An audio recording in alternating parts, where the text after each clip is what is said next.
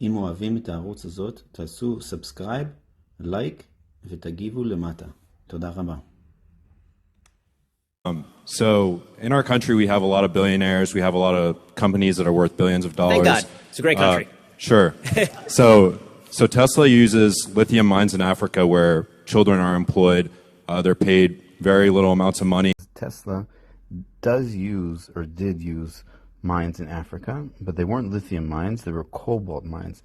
Anybody that pays attention to Tesla, and this is very recent, this video, anybody that pays attention to Tesla knows that they're using or moving away from using cobalt and using other materials like iron in their new batteries. So that's why I give it a barely true, because it was true in the past. They were using a company that has these mines, they're using cobalt, not lithium, and they're running away from cobalt. Billionaire companies have these similar problems at the bottom ring. Do you think that that's exploitation? Do you think that exploitation is a problem? And do you think that your idea of free market capitalism has an answer for exploitation? Good question. So I think that every economic system has a problem of exploitation if it's not bound by certain levels of morality. Right? Socialism has a level of exploitation too, which you see in the Soviet Union, for example. You can treat workers as chattel, and you can treat them as trash, and you can force them into doing jobs they don't want or gulag them. So Can't we just settle this over a pint?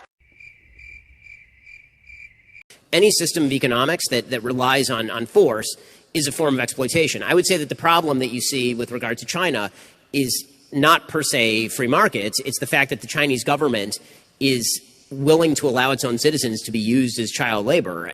It's hideous. Oh, that's not very nice. It's just a donkey. The fact that there is no governance structure in Africa at all to protect children, if what you're saying about Tesla is true. I'm going to assume that it is. I don't know enough about the issue. So assuming that that is the case, there's nothing in free market capitalism that prohibits people who are incapable of making decisions for themselves from being exploited. All right, I get it. I'm just so darn bored. We've had child labor laws in the United States for quite a while, and I agree with those. But that's not to suggest that any other economic system wouldn't be similarly prone to exactly the same kinds of problem, as long as you are saying that exploitation is simply a function of economic growth, or even economic distribution. Well, find a way to entertain yourself. One is an issue of morality. Immoral people can use any system in order to harm other people, and particularly children, and people who can't protect themselves. The case that socialism makes is that people who are fully capable of consent are also exploited, and that, I think, is a lie. I'm going to just stop talking. You think that... I apologize. Oh, no worries. I just tripped up. But... Did you remember? So, Go yeah. ahead. So would you be in favor of legislation here in the United States that prevents billionaire companies and multi-billion-dollar companies from using exploitation around the world? Depending on what we are defining as exploitation, sure. I mean, if we're talking about forcing small children to make Nike shoes, absolutely.